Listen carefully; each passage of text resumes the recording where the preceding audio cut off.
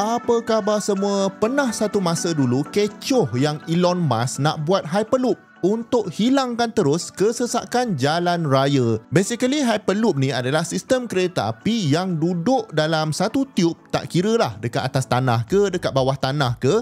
Dan kereta api ni adalah kereta api yang sangat laju. Nampak sama je kan dengan LRT ke MRT ke? Tapi ada satu lagi trik dia. Tiub tu diorang akan vacuumkan sikit supaya kurang rintangan udara untuk kereta api yang lalu dalam tu. Lepas tu kereta api tu pula dia guna magnetic levitation. Maknanya tayar dia tu tak sentuh dengan track untuk kurangkan friction. Jadi bila tayar tak ada friction, rintangan udara pun kurang sebab tiub tu dah hampir vacuum, maka kereta api tu boleh bergerak sangat laju sampai 1200 km sejam. Memang tak salah sebut, 1200 km sejam. Sebagai perbandingan, kapal terbang 747 tu pun waktu cruising dekat atas sana dalam 1000 km sejam saja. Maknanya kalau pasang dekat Malaysia, dari KL pergi JB hanya 15 minit saja. Jadi kalau kerja dekat KL, pukul 1 boleh pergi JB kejap makan tengah hari. Dah sudah makan boleh pergi Perlis kejap dalam 45 minit untuk makan dessert harum manis. Lepas tu balik semula ke KL.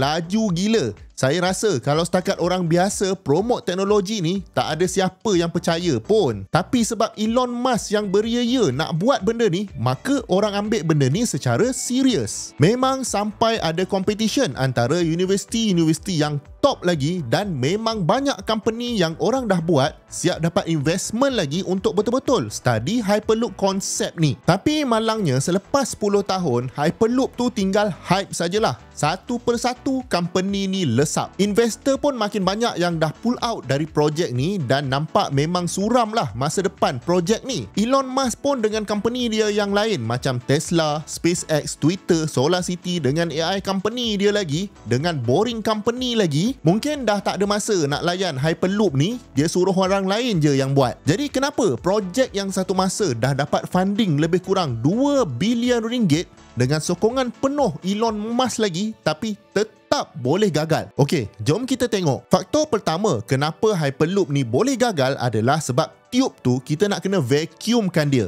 Tiub tu dah lah besar, lepas tu mestilah panjang sebab kalau pendek orang tak naik lah train tu. Orang akan jalan kaki atau naik kereta saja. Lepas tu mesti nak kena ada dua tiub ni sebab kereta api tu pergi dan balik. Bila sebut tiub ni memang bunyi macam kecil tau. Tapi kalau korang biasa naik LRT atau MRT yang lalu bawah tanah tu, besar terowong ni lah tiub tu nanti. Jadi first, kalau nak bagi vacuum, semua ruang dekat tiub tu nak kena airtight. Maknanya kena kedap udara. Jadi dari segi manufacturing tu memang sangat tinggi lah technical challenge dia. Tak boleh bocor sikit pun. Kalau tak, udara akan masuk. Nak maintain pipe air tak bagi bocor pun dah susah sebenarnya. Ini kan nak maintain terowong tu supaya betul-betul airtight. Kemudian bila dah sampai stesen, bila penumpang nak keluar masuk kan, pun nak kena betul-betul airtight. Kalau tak, udara dari kabin tu akan pergi dekat terowong. Atau paling malang sekali, kalau tiba-tiba ada manusia termasuk dekat ruang yang vacuum tu. Ini dah jadi safety issue. Kejap lagi kita tengok pasal safety ni. Okey, kalaulah kata dah boleh buat bagi airtight, still kita nak kena sedut udara dari terowong tu dan nak kena keluarkan udara tu. Mana pula nak cari pump yang boleh buat benda ni? Kalau terowong tu panjang dia 20 km, memang susah nak imagine macam mana nak keluarkan semua udara dari terowong ni dan pastikan pula udara luar tak masuk semula ke dalam tiub ni. Okey, sebab kedua kenapa Hyperloop ni boleh gagal adalah speed dia agak tak logik lah. Memang betul, secara teori kalau semuanya perfect, dia boleh bergerak selaju 1200 km sejam. Kalau ikutkan 1200 km sejam ni lebih kurang Mach 1 tau. Maknanya dia bergerak sama laju dengan kelajuan bunyi. Memang laju gila. Bila dekat kelajuan sonic ni, diorang kena fikirkan pula macam mana nak disperse shockwave yang akan wujud dekat depan train tu. Shockwave ni pula akan menghasilkan haba yang akan efek rintangan pada kereta api tu.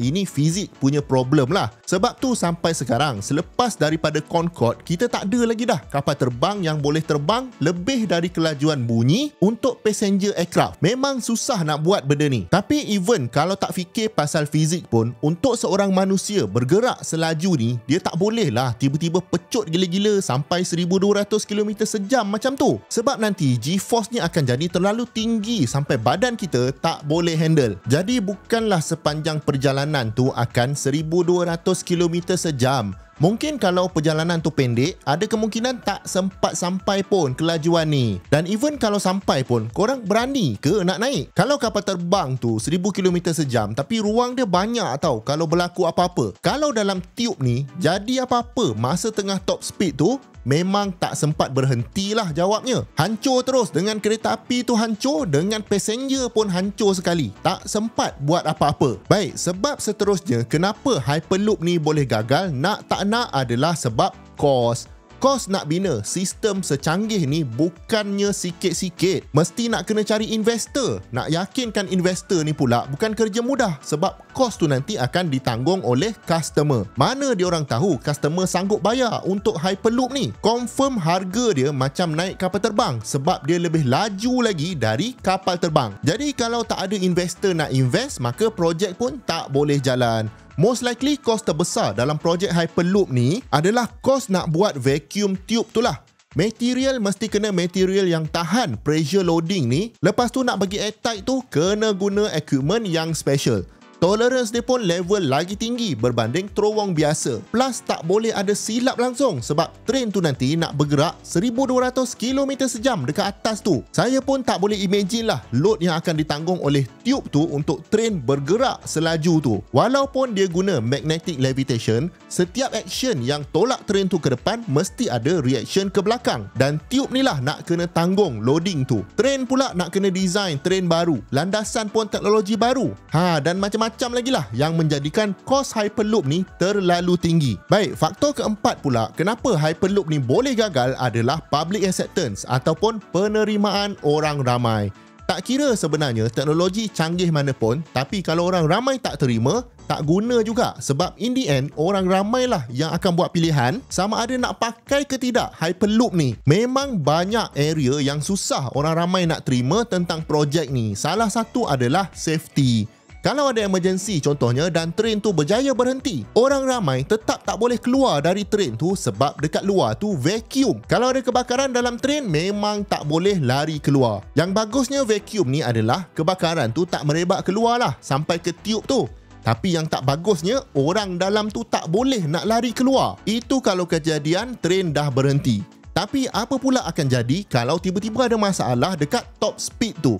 Memang tak sempat berhenti dan macam saya cakap tadi, semua akan hancur. Kalau kata tube tu pecah berlaku decompression, maka kalau ada train lain dalam tube tu pun dia akan efek juga. Okey, faktor yang terakhir, kenapa Hyperloop ni boleh gagal, yang ni kita tak nampak sangat tapi regulator nampak, adalah kesan kepada environment. Sekarang ni satu dunia tengah push pasal sustainability. Jadi projek-projek yang guna terlalu banyak tenaga ni memang susah nak dapat apa-apa approval. Contohnya nak bina airtight tube ni bukan setakat mahal tapi sangat energy intensif. Nak sedut udara keluar dari tube tu pun sangat energy intensif juga. Dan pump ni mesti sentiasa berjalan sebab mesti akan ada leak from time to time. Power yang diperlukan pula untuk gerakkan kereta api selaju 1200 km sejam bukan sikit lah. Dan buat masa ni kalau setakat guna solar panel, tak akan dapat gerakkan objek selaju ni. Mesti nak guna fossil fuel juga dan itu yang susah nak dapat approval tu. Kalau kata carbon footprint untuk naik kapal terbang dia lebih sedikit berbanding naik Hyperloop, memang tak ada sebab untuk regulator lepaskan projek ni untuk dibina dekat mana-mana. Jadi kalau ada teknologi tapi tak ada orang nak, memang tak ke mana-mana lah. Kalau anda dapat belajar something dari video ni, jemput tekan butang like dan butang subscribe. Sebab banyak lagi benda yang saya nak ceritakan kepada anda. Jemput tonton, banyak lagi video-video best dekat sini dengan dekat sini. Jumpa lagi di video yang akan datang. Assalamualaikum.